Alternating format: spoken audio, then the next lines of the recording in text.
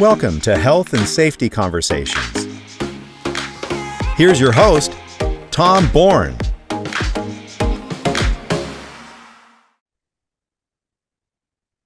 Hi, and welcome to Health and Safety Conversations.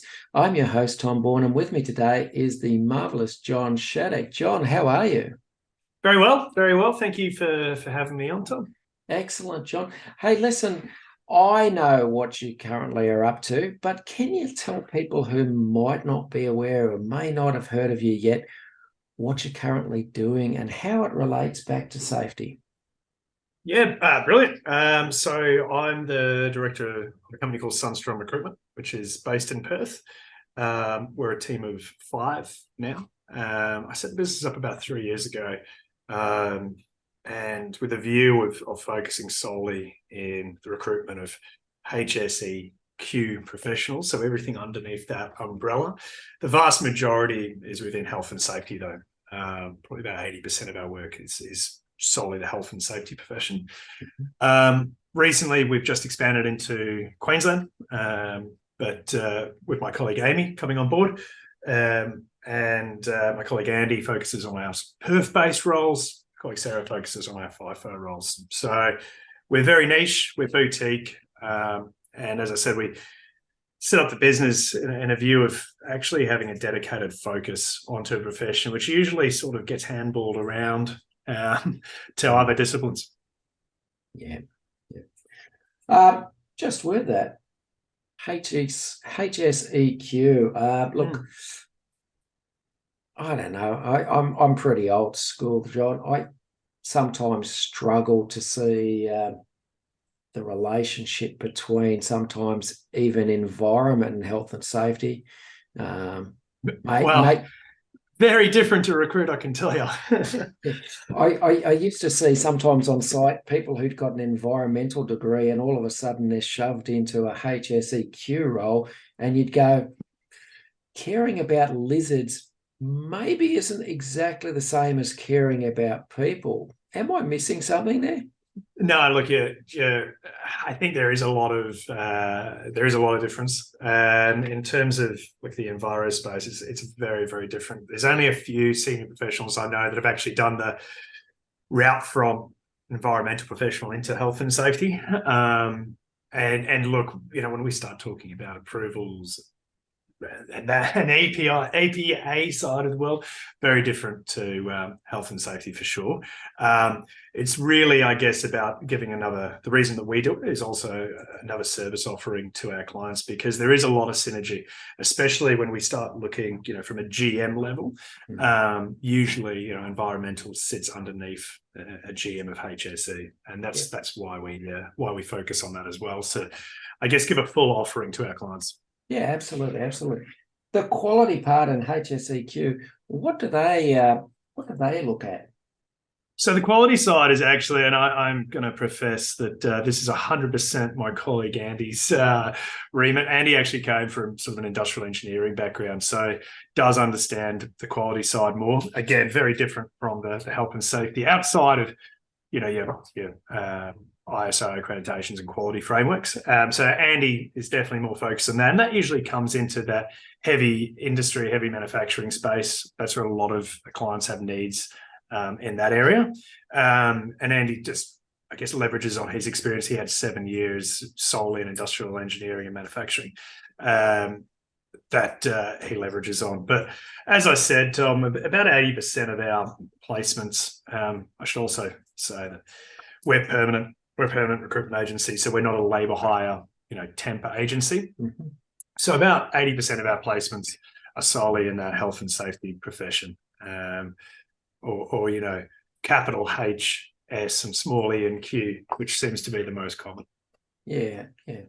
Sundstrom, I confess I'm only fairly new to WA. Been in WA for 2 years, primarily up north in what some people call as rural and remote, but not that rural and remote, I don't think.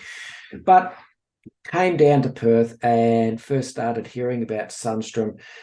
I think it's a good move to move into Queensland, because it looks like, well, let's be honest, the two mining centres of Australia are Queensland and WA. So I Absolutely. think that's a good move. But to be honest, I hadn't even heard of you in the eastern states before I came down to Perth.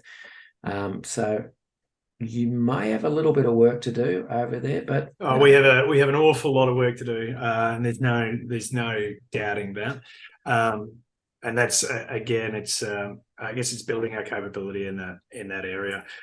Ultimately, we are a West Australian business, and I think that's where our key focus is. But it's about being able to, I guess, offer more services or more offerings to candidates with a national footprint. Yeah. And that comes with growth, and rather than being a regional player, becoming a national player. Yeah, look, I think it's a great idea because there are so many recruitment companies out there. No offense, have no idea what to look for in safety professionals. And you only have to look at the job ads to see some of the ridiculous requirements that are being put in there. And you go, do you actually ever understand what the role entails? Because, I think if you're filling an important gap there, that's my own personal opinion. So good for you. Now, what actually made me reach out to you, John, was you posted something on LinkedIn, a video, which I'd never seen the approach before. And I thought, oh my God, this is unique. This is absolutely unique. It's sort of like a public service you were doing, but it's something I think business owners needed to watch. It was a video basically gave advice to hiring managers, human resources, business owners about what you believe would be useful questions when they're seeking to recruit safety professionals for their workforce. Yeah. All right. For those who haven't seen the video yet, first of all, where can they go to watch it? And can you tell us what some of those questions you came up with? Absolutely. Well, what I can do is I can give you the link, and you can put it in the show notes. Yeah, look, I guess in terms of that, just to circle back really briefly, I think, in terms of recruitment, as an agency owner, I'm absolutely sick of just seeing recruiters post adverts all the time for jobs, and I think the big thing of what we do is try to partner more with industry and with a profession that we support. And that's one of those things, because this is all we do. It's one of the frustrations that I see an awful lot. Yes, there's a lot of recruiters out there that don't perhaps know what they're recruiting, and it just gets added on to, the next thing. The other thing is there's a lot of businesses that don't actually know. And a big part of what we do is also educating hiring managers and educating businesses. So, a lot of the times there isn't a clear message. They just presume, and we typically see this, not all the time, but we typically see this with the sort of SMEs, where a company's gotten to a certain stage, somebody's told, you need to have safety. They literally have no idea what that means. They go, I'll just get safety, and there's no measurable outcome other than we have safety. And that's sort of one of the biggest challenges. So they pay a fair chunk of change to hire a professional without any, often without even a job description, without even what the outcomes are. And that's one of the biggest challenges, because they put someone into this role, and the company doesn't actually want to change, right? They want to stay. All they want to care about is that everything stays the same, but they're safe. And that leads to often a complete butting of heads between a values misalignment. And too often businesses, they might say that they want something, but they don't realize that they're actually hiring someone for an opinion. And the example that I often use, I used to come from a multinational agency that specialized in finance, and I set up their safety desk, right? But no one would come to a recruitment agency and pay a fortune, for a CFO, and not have an expectation for that. And then secondly, question the CFO. when he actually gives advice. They're hiring the smartest person in the room, but then they also might not want to take that feedback on, and that's another challenge I see in the business. So they're my two big gripes, and I think it's gotten worse since in Western Australia with the new legislation coming in. So a lot of these smaller businesses go, we just need it, but they don't really want it. So yeah, that's a challenge that we've really had to face, and we've not to be playing a victim, but we've been at the coalface in that front, because we've seen a lot of businesses and a lot of turnover in terms of employees and roles, and it's often come to that values misalignment, and that's been the last couple of months, or let's say 12 to 18 months. Yeah, because there are significant differences in safety professionals' philosophies on how they deal with certain things. And you can certainly see the potential for conflict when you've got someone who perhaps is a strong believer in behaviour-based sort of safety coming up against a safety professional, for example, who's, I don't know, safety to new safety, whatever you want to call it. Absolutely. And no judgment. That I don't believe there's a wrong or right. I think it actually has to suit the business, obviously. But if business owners, human resources managers, hiring managers don't understand some of those concepts, fraught with danger, I'd suggest. Tom, I'm a big believer, right? And this isn't recruitment spin.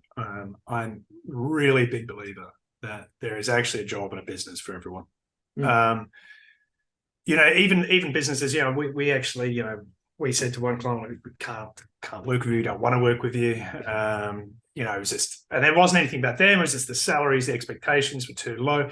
But I'm confident that they can still find someone that would be happy in that job.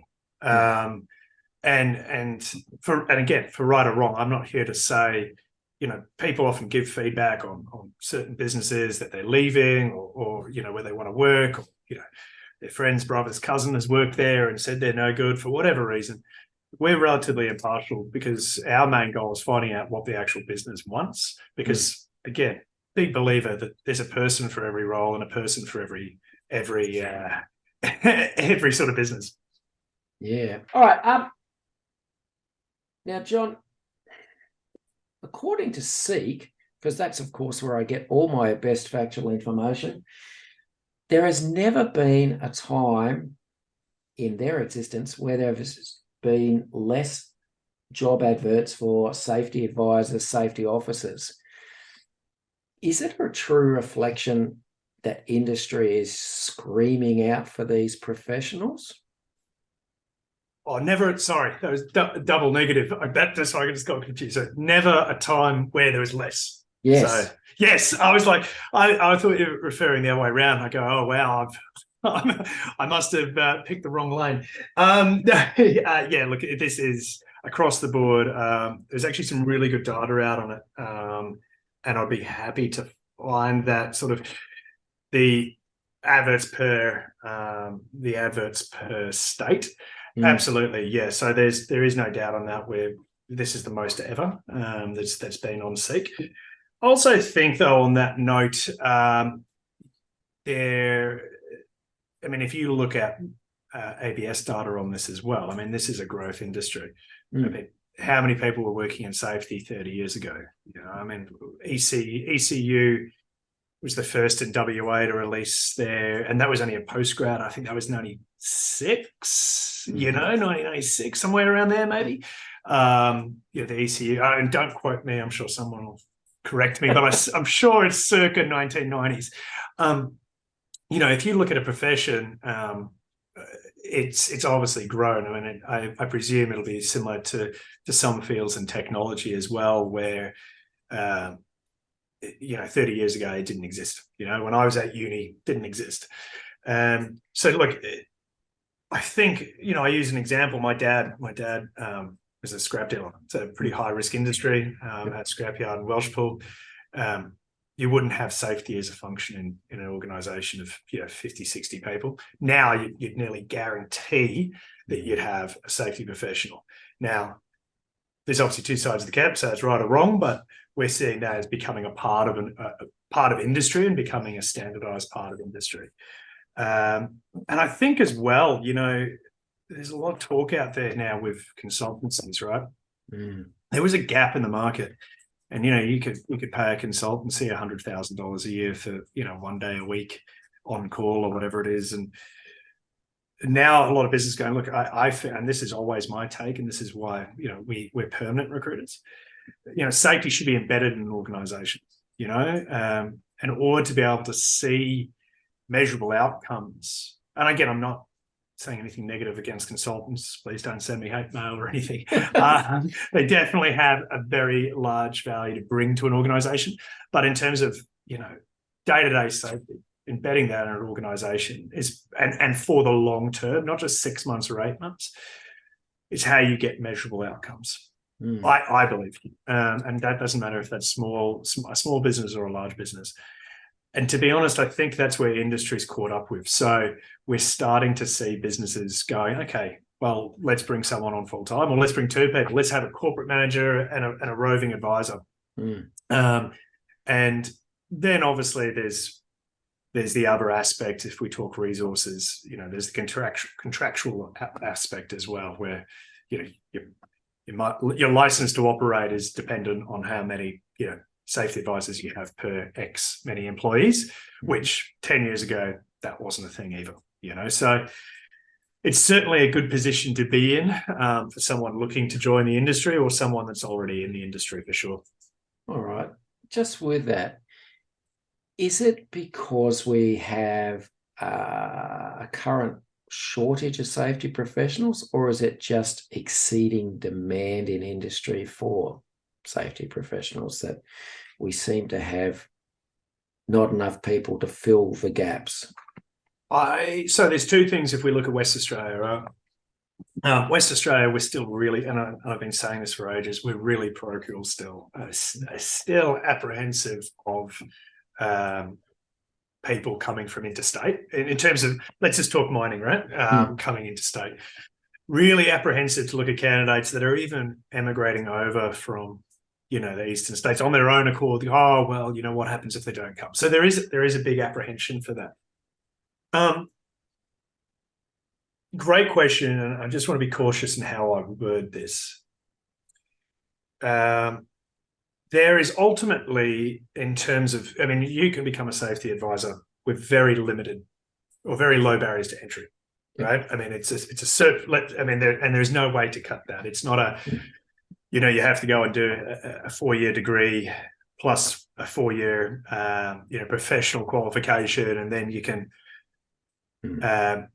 go out and become a safety advisor. Ultimately, there's very low barriers to entry, and comparative. If we're looking at salary, relative to, you could go and do an 8-6 and make $140,000 a year with a Cert 4 12 months experience.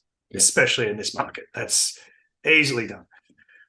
I think where the demand comes from is that a lot of businesses, there's a lot of people, and again, this is why I'm being cautious with my wording, there's a lot of people that perhaps are in safety for the wrong reasons. There's a lot of people that know that you can make a lot of money doing the labour hire front, the casual front.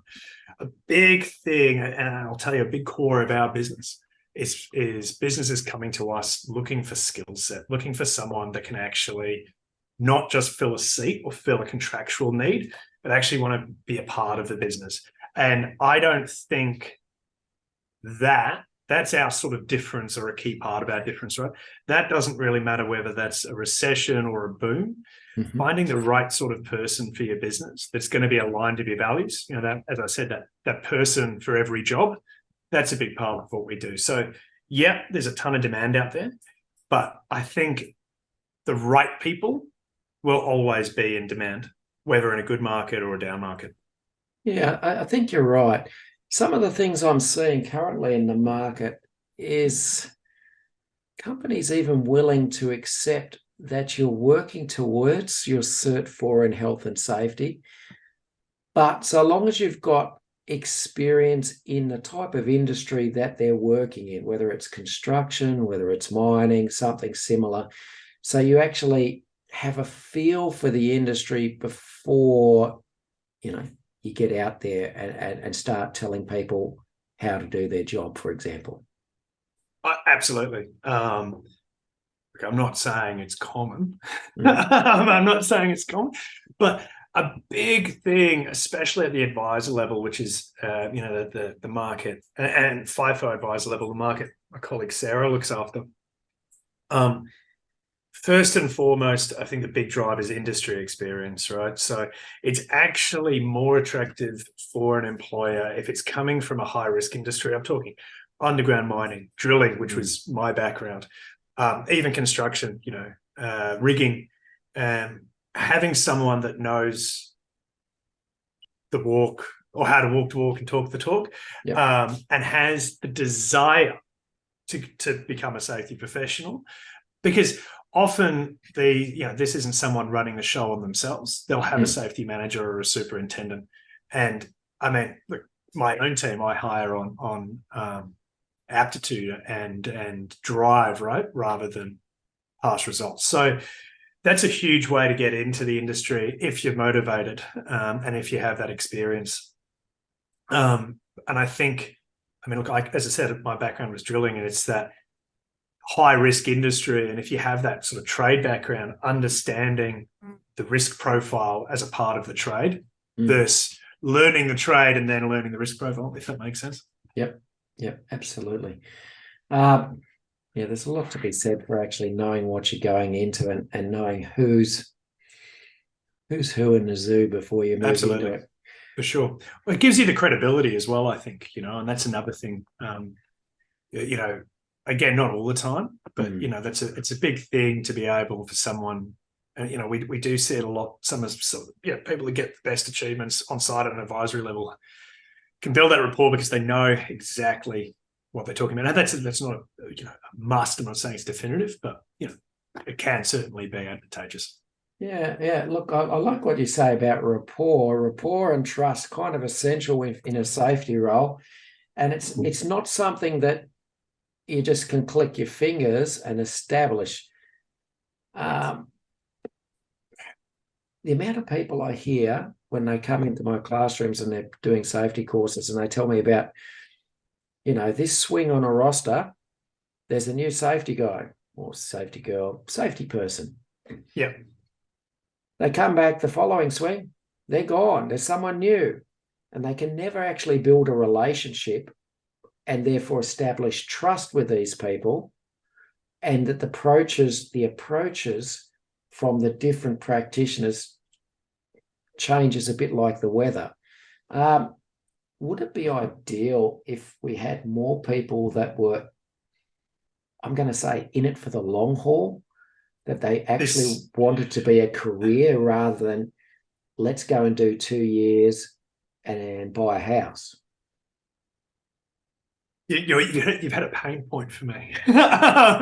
No, look, I'm a big believer in that, and you can look at my LinkedIn, and I've changed jobs before in the past as well, right? And I'm not for anyone staying in a role where they're necessarily unhappy, but I think this is absolutely a problem that I see, both in perf-based roles and FIFO roles. The transactional nature and the nature of the high turnover. You don't get cultural change overnight. People, especially if you haven't, necessarily come from that industry or that, professional trade, don't necessarily build trust and rapport in one swing, geez, you know what it's like when you start a new job. It takes you 2 months to work out where the microwave is. Yeah. Well, maybe I do. Maybe I'm a slow learner, right? That's why I'm the recruiter. But it does take a while to build into that culture, and it takes a while to as you said, work out who's who in the zoo. And I believe that if a business can retain, but most importantly, people are in it for the long haul, you're going to get better long-term wins. right? And trust me, and I'm not someone that says this just to keep people in jobs, because you shouldn't do something that you're unhappy with. I think, to be honest, again, and it's an area that I do talk about a lot, the money at the moment in the labour hire front for safety professionals is phenomenal. It is beyond good. And if you're looking to make, not even a quick buck, but money over the next 2 years, buy a house easily, right?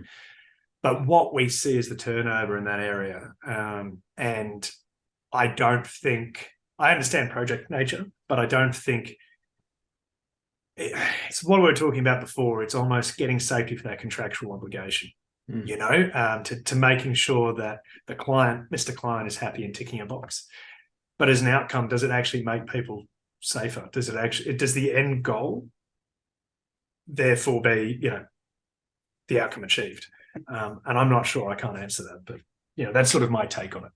Yeah, look, one of the concerns I have for safety recruitment, insofar as the ability to make changes in safety culture and achieve outcomes, is, I'll be honest, it's the short-term 3-month contracts or less.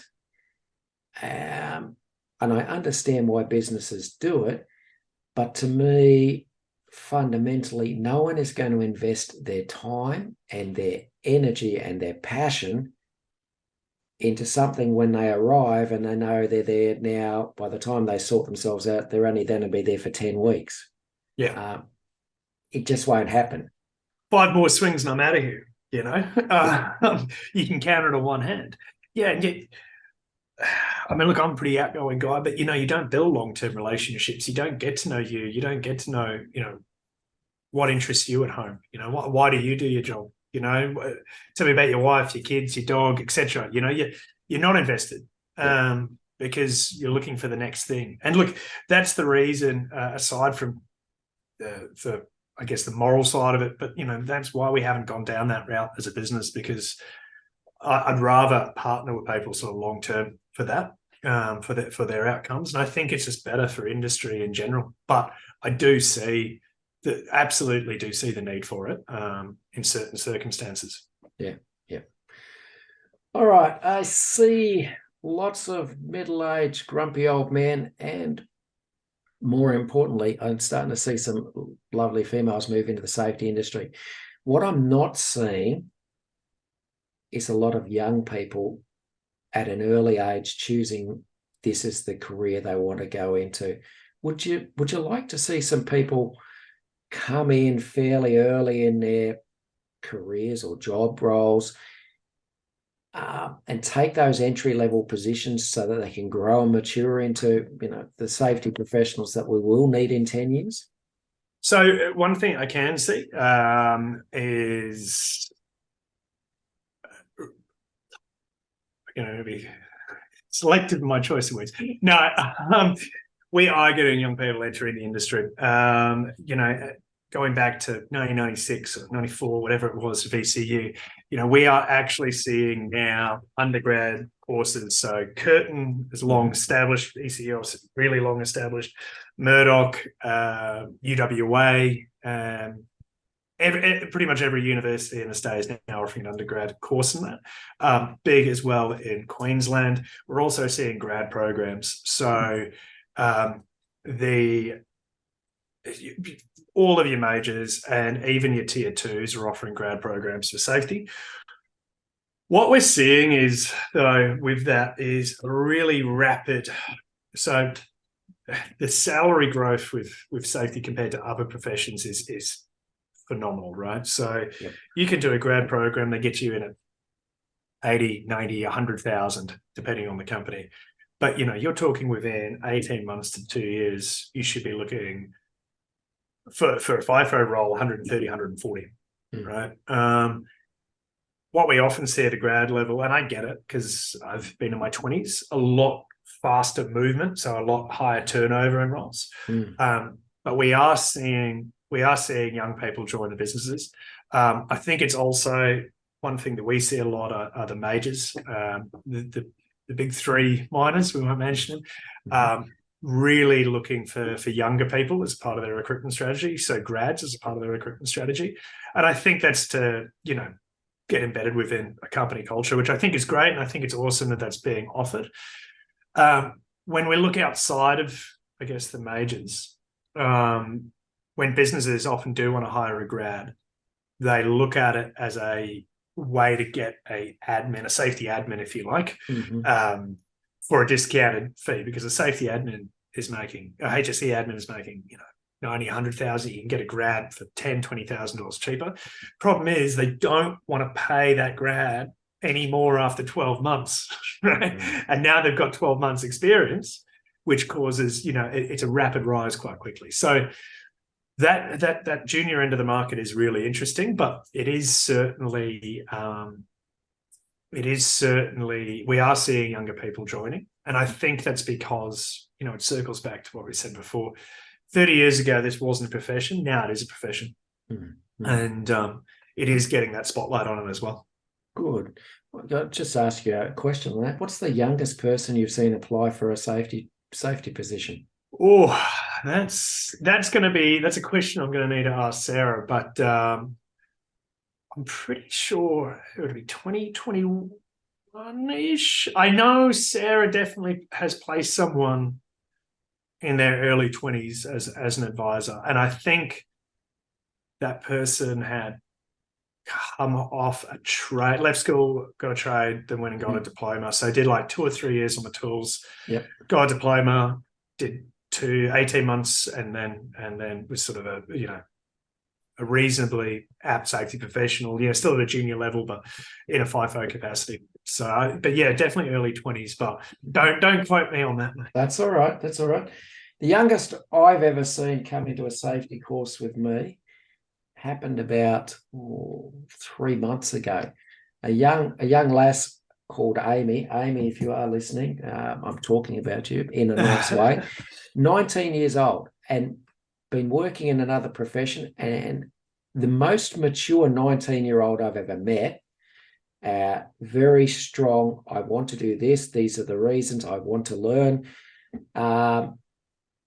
And I think she'll make it. And I was amazed. Because it's not something we see a lot. I'll be honest and say we usually find it's people who have been on the tools or in the profession for a long period of time, who their body starts giving out and they go, oh, okay, well, I can do the safety. I can do that. I know about this.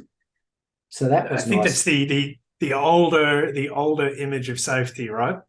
Especially those site-based advisor roles. The older image of safety, someone's transitioning out. And look, there's some great people in that space. I know exactly what you mean, though, and Sarah and I have talked about it. But when we see someone young, it's taking it at that proper professional level. So I've got someone in my head. I won't say her name, but well spoken, presented at the interview, gives measurable examples, gives an outline of what they're actually looking for out of a career, expectations on what they actually want from management. I think that's so important as well, and something that's especially at millennial and younger levels, like they will ask in an interview, well, what is your management style? What are your expectations for me? And I think that's really empowering, because getting that out in an interview is your best long-term chances of success, 100%.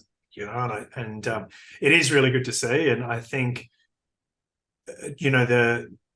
you will start seeing it trickling through, more younger professionals entering the market. And I can honestly say that I've met a few in my time, more than a few in my time now, that are really, really awesome and going to be going to places over the next 5 to 10 years for sure. Yeah. Got a 21-year-old in the course this week, so kind of excited about that. So send her my way, Tom. Send it to Sarah. I won't say names about this gentleman. But a nice guy. All right. Last few years, it's been 3 years and about, I think 20 days since COVID made its way to Australian shores. And lots of things changed, at least in the short term. workers got a taste of different work conditions, shall we say. A lot of them did. And a lot of them basically ended up changing attitudes as to what they may require or at least expect in terms of conditions in the workplace. That's actually, from what I've seen, has led a great push for more, inverted commas, family-friendly rosters, particularly for FIFO. If you're an employer, you're hoping to attract high-quality talent as a safety professional, what would be your advice in recruiting and retaining FIFO workers? So great question. And honestly, something I can talk about extensively, so I'll keep it short. And it's really funny because I was reading some preparing for this, and I coincidentally, on my way to work this morning, I was talking to a client over in Adelaide, has a project over here in WA, and they're running 2 and 2s at the moment. Pre-COVID, I never heard of, outside of oil and gas, never heard of 2 and 2s, really, I mean, at that stage, even pre-COVID, 2 and 1s, I think were far more than norm. 8 and 6s were always seen as the dream. 8 and 6, I mean, 8 and 6s and a 7 and 7, I mean, for me, they're muchness. The great thing is for an employer, though, it's a lot easier. I'll say this on the record. It's a lot easier to do an 8 and 6, to fill an 8 and 6. That's become the most ubiquitous and the most common. Yep. However, it's not impossible to fill 2 and 1s and 2 and 2s. It really depends, though, and this is what I was talking to this client about, really depends on the people and where they are in their life. If you've got young kids at home, right, you're not wanting to do a 2 and 2, right? You don't want to be away for 2 weeks, right? No. If you're waiting for your house to be built, you got the slab down, you're trying to make it's just you and your wife, you're probably happy to do a 2 and 1. I know people that will come to Sarah, especially for advisor roles, specifically just want to have a 2 and 1 because it's an extra 14 to 15% more. They're at a certain point in life where they just want the week off at home. They don't care about working that extra little bit. Younger candidates with young families, or candidates looking to perhaps slow down, 8 and 6, and that's the biggest chunk of the market. But it really doesn't matter. There are people out, it's fewer and far between for 2 and 1s.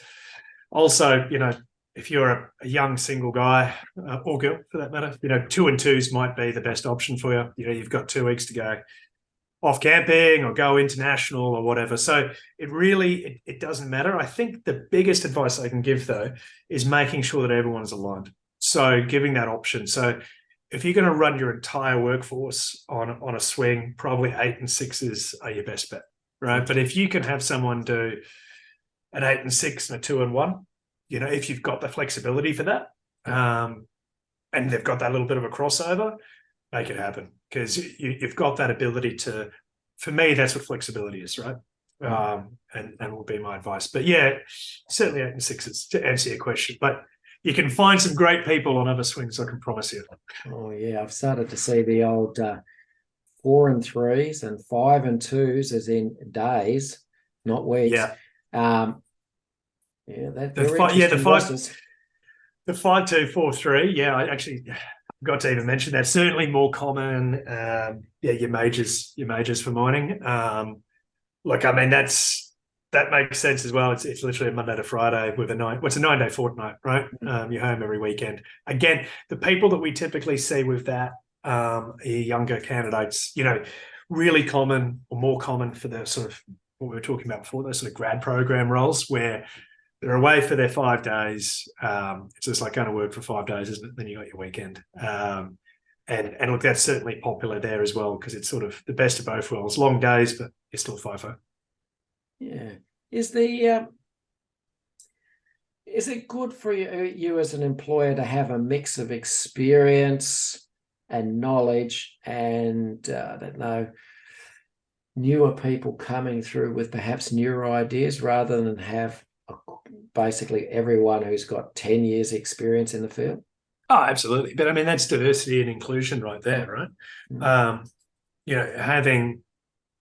Having a diverse workforce is going to uncover your blind spots 100%. It's going to make you stronger.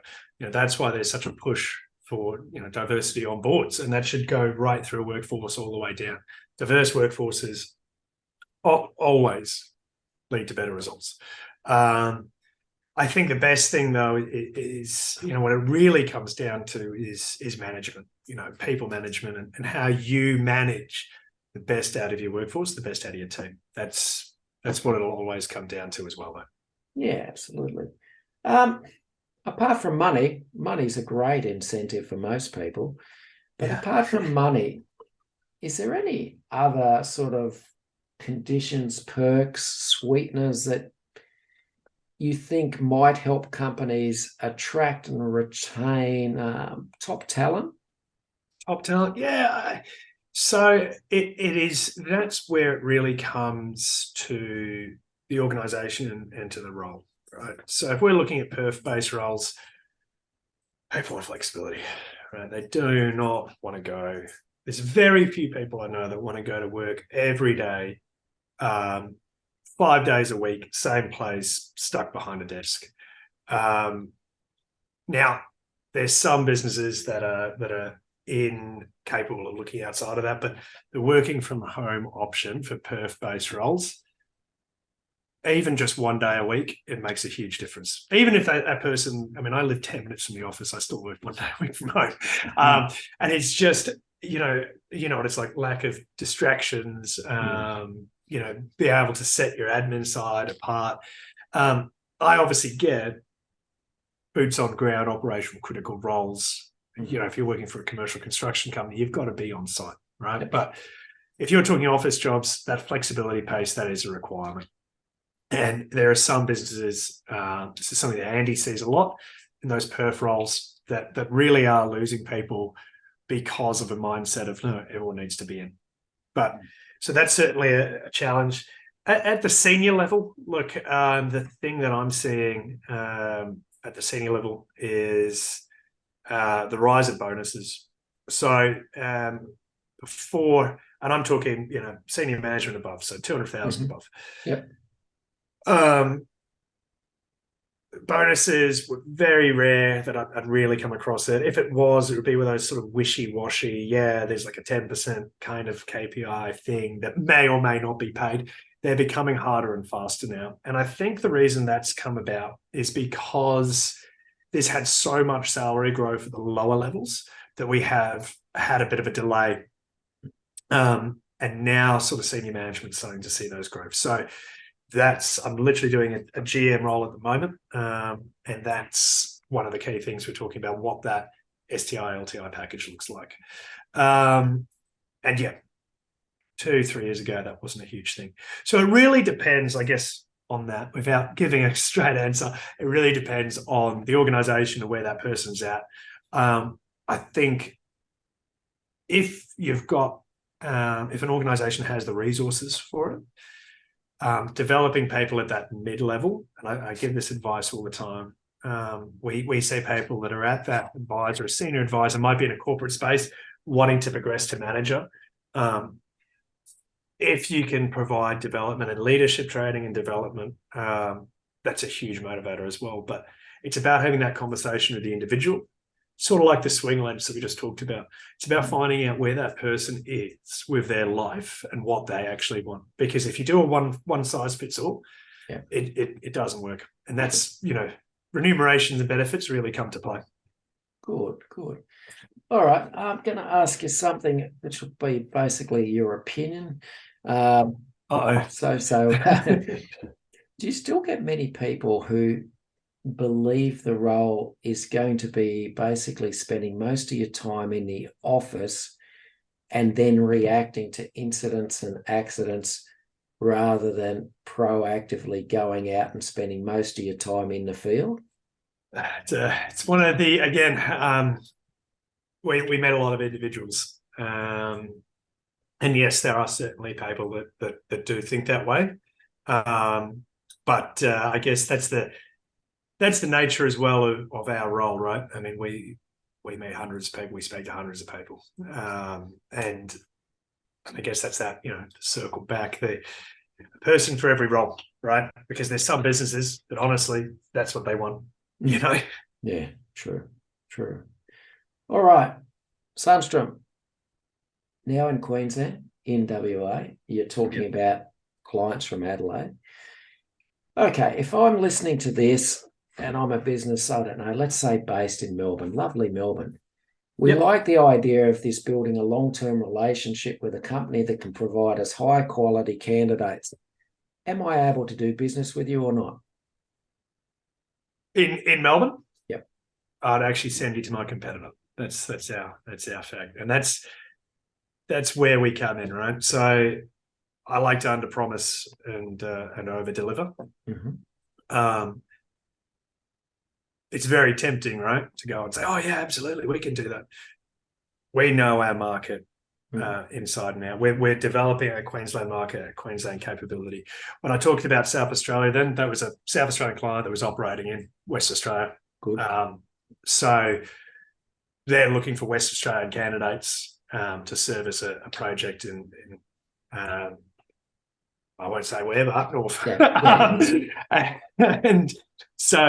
And look, that's where we're developing, at also time and cost, developing that Queensland market, because it's about understanding. It is different. It is 100% different. And at the moment, I'm in it every day. It's 100% different to West Australia. The salaries are different, expectations are different, travel's different. We've got a strong capability in West Australia. I know myself and Andy and Sarah can definitely deliver. And now Amy joining us, we're working together to really build that Queensland side. And if a client came to us and said, "Look, can you find us? We're a Melbourne-based client. We're a Melbourne-based client looking for someone in Brisbane," which is a role we have on at the moment. That's an area that I'll say, yes, we can work that. But I have no desire just yet, Tom, to be putting someone in Parramatta or Docklands or wherever. We've got to know our market, and look, that's the value of an actual good recruiter. You've said to me a couple of questions today, and I started this business as a one-man band, right? And advisors was a big thing of what I do. Now I literally ask Sarah all the time, what about this in the market? What are we seeing in this in the market? She is actually the authority on it, and likewise, Andy's absolutely authority in sort of those perf roles, So perf-based, non-senior management, that's Andy's authority. So it's something that we pride ourselves on, and probably there's a key difference there. We know our market, we know our people. No, that's good. I will say this, just from my experience, I spent a long time in Queensland and a bit of time in New South Wales, and now a couple of years in WA. I'll say this about WA and Queensland. They're both states where business is built and maintained on the relationships you build up. Absolutely. There is nothing just transactional about it. And trying to explain to someone that it's about, I don't know, taking your client out to coffee and having a bit of cake with, shouting them a bit of cake and talking about their family and what they're up to before you start getting into the business is kind of crucial. Absolutely. That's that's a big thing about how we run our business here. And Amy and I are already, looking to go over next month. Exactly that, meeting clients, meeting candidates face to face. Big thing of what I do, death by a million coffees. But I personally know everyone at the senior level that I work with, I personally know I've had a coffee with, or at least, sat down face to face. And I think that's, you can still do recruitment well remotely if you still make the connections in person and you're still invested in that community in person. I think that's one of probably the negatives that have come from COVID. Too often now, it's jump on a 15 minutes Teams call, screen a CV, send it over to Mr. Client, collect a fee. It's not how we operate that business, and unfortunately, that sort of recruitment in general. And I guess that's our point of difference. It's for the long term. And one thing I always say to people is, look, whether I can help you this week and you secure a job, right, or this month you secure a job, we're not going anywhere, right? I want to help someone for a full career break. I want to help them in 4 years when they're looking for the next job, or 5 years, or whatever that might be. So that's probably, I think, very apt though. It is all relationship driven for sure. Good. All right, John, we may have to leave it there. It's been an absolute pleasure talking to you, John Shaddick, and I look forward to speaking to you again soon. Absolutely. Tom, thank you so much for having me on. Hopefully got something out of it, and hopefully something insightful anyway. Beautiful. Thanks, John. Thanks, mate. Cheers. Thanks for listening to Health and Safety Conversations with Tom Bourne.